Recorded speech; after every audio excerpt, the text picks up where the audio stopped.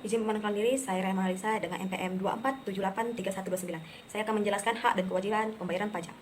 Kewajiban pembayaran pajak. Pajak merupakan instalasi pemerintah di bawah Kementerian Keuangan Republik Indonesia yang bertindak sebagai pengelola sistem perpajakan Indonesia, berusaha meningkatkan penerimaan pajak dengan melakukan reformasi pajak yang bertujuan agar sistem perpajakan dapat mengalami penyederhanaan yang mencakup tarif pajak, penghasilan tidak kena pajak, dan sistem pemungutan pajak. Hal ini tercantum dalam Undang-Undang Nomor 36 Tahun 2008 tentang pajak penghasilan dan peraturan terbaru 162/PMK titik 111 strip 2012 tentang tarif PTKP, Undang-Undang Nomor 28 Tahun 2007 tentang ketentuan umum dan tata cara perpajakan menyebut bahwa wajib pajak merupakan orang pribadi atau badan meliputi pembayaran pajak, pemotongan pajak, dan pemungutan pajak yang mempunyai hak dan kewajiban perpajakan sesuai dengan ketentuan dan peraturan perundang-undangan. Saya akan menjelaskan tentang hak wajib pajak. Hak adalah mendapatkan informasi, didampingin dan mendengar keluhan. Wajib pajak berhak naik banding, berhak membayar pajak dan tidak lebih dari yang seharusnya, dan berhak mendapatkan kepastian hukum. Kewajiban bayar pajak adalah mendaftarkan diri untuk mendapatkan NPWP, melaporkan usahanya untuk dikukuhkan sebagai PKP, menghitung dan membayar sendiri pajak dengan benar, menghitung dengan benar SPT atau SPT diambil sendiri, dan memasukkan ke kantor pelayanan pajak dalam batas waktu yang ditentukan, penyelenggaraan, pembukuan, dan pencatatan. Peran pemerintah dalam perpajakan. 1. Transparansi dan akuntabilitas. 2. Kepatuhan pajak menjaga keseimbangan. 3. Pemberdayaan pengusaha dan pelaku ekonomi. 4. Perdana infrastruktur dan layanan publik. 5. Kebijakan perpajakan mengatur arus ekonomi. Namun, saya dapatkan dari analisis peran pemerintah sangat tidak terpenuhi atau tidak menjalankan dengan sebaik-baiknya. Seperti data yang saya baca dari berita Detik News, yaitu Mario Dandi, anak pejabat pajak, melakukan penganiayaan kepada David. Anak pejabat pajak tidak bayar pajak, Wapres khawatir masyarakat tak percaya bayar pajak. Nama Rafael Aluntri Sambodo turut mencuat seiring kasus anaknya Mario Dandi melakukan penganiayaan. Meski menjabat sebagai pejabat pajak, namun Rafael Aluntri Sambodo tidak taat pajak. Bahkan sejumlah kendaraan mewah yang dipamerkan oleh putranya tidak tercatat di LHKPN. Sementara anak Rafael, Mario Dandi kerap memamerkan hartanya ke media sosial. Hal inilah yang membuat sejumlah warganet geram. Polres Metro Jakarta Selatan mengungkapkan plat nomor mobil yang dibawa tersangka yaitu sempat diubah dan tidak sesuai izin. Plat nomor mobil merek Rubicon ini semula menggunakan B120DEN, padahal asli menggunakan nomor B2571PBB.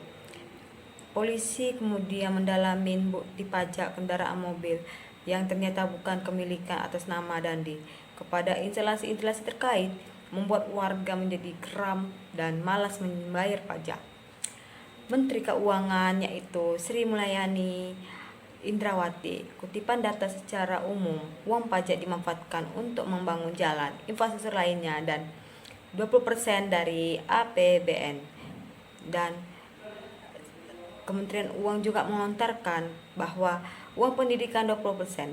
Namun, banyak menteri-menteri juga menyelipkan uang pajak seperti Gayus Tahunan, pegawai Direktur Jenderal Pajak yang booming dan menghebohkan warga Indonesia sekitar tahun 2011 dengan menyuap uang sampai 108 miliar serta melakukan pencucian uang. Kedua ada Bahasim Asife, mantan kepala kantor pemeriksa dan penyelidik pajak Jakarta, terbukti menerima suap dengan senilai 1 M dan melakukan pencucian uang. Dan ketiga adalah Daya Widya Mika, adalah pegawai pajak, terbukti menerima gratifikasi dan dengan senilai total 2,5 miliar melakukan pemerasan dan melakukan pencucian uang. Apakah masyarakat tidak geram kalau yang bersinambung dengan pajak aja ketahuan korupsi?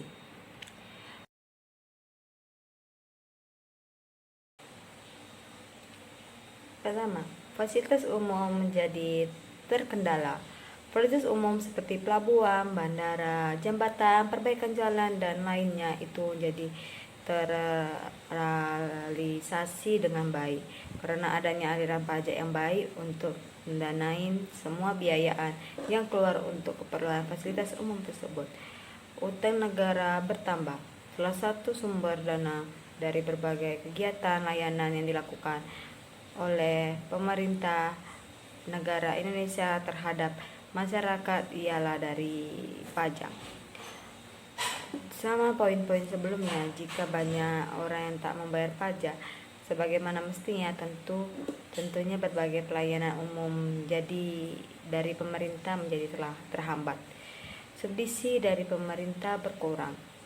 Indonesia menjadi salah satu negara yang memberikan banyak subsidi ke berbagai masyarakat umum, baik subsidi dalam bentuk energi maupun non-energi.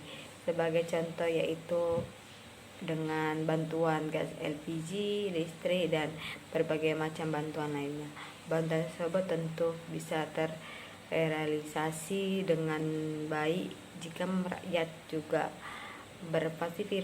berpartisipasi untuk membantu dengan melakukan kewajiban membayar pajak. Untuk memperbaiki situasi berikut, mungkin saran saya bisa dapat membantu. Pertama adalah transparansi dan akuntabilitas. Pemerintah perlu meningkatkan transparansi dan akuntabilitas dalam mengelola pajak dan membangun kepercayaan masyarakat. Hal ini dapat dilakukan melalui laporan terbuka, membuat dan mempublikasikan laporan tahunan secara rinci dan nyata dan mudah dipahami tentang kegunaan dana pajak.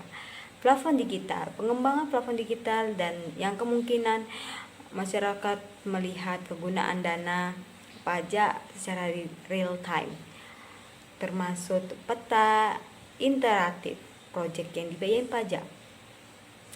Partisipasi publik, meningkatkan partisipasi publik dalam pengambilan keputusan terkait kegunaan dana pajak melalui pertemuan publik dan survei online, misalnya survei di website resmi dari pemerintah atau aplikasi tentang informasi pajak yang dapat diakses secara umum. Sanksi dan hukuman yang sesuai dengan undang-undang dan tidak ada keringanan terhadap korupsi, apalagi suap kepada hukum itu tidak dibolehin. Hukum dengan undang-undang terkait yaitu Undang-Undang Nomor 31 Tahun 1999 tentang pemberantasan tindakan pidana korupsi. Selanjutnya adalah pengembangan ekonomi formal, mendorong sektor ekonomi informal untuk terdaftar dalam sistem pajak resmi dapat meningkatkan penerimaan pajak dan mengurangi kesenjangan ekonomi, yaitu adalah insentif finansial, memberikan subsidi, bantuan modal dan atau pengurangan tarif pajak bagi yang mendaftar ke sistem pajak resmi dan tidak ada potongan-potongan dikit pun.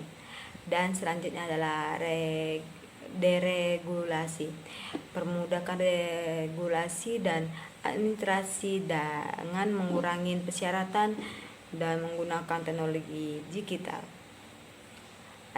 Dan berikutnya adalah kampanye sederhana, tekanan manfaat ekonomi formal seperti akses ke kredit, perlindungan hukum, dan peluang pasar. Pendekatan ini memerlukan kerjasama antara pemerintah, sektor swasta, dan masyarakat untuk meningkatkan kesadaran pajak dan pembangunan masyarakat yang lebih adil. Sekian dari saya. Mohon maaf bila ada kesalahan dan kekurangan, dan saya ucapkan terima kasih.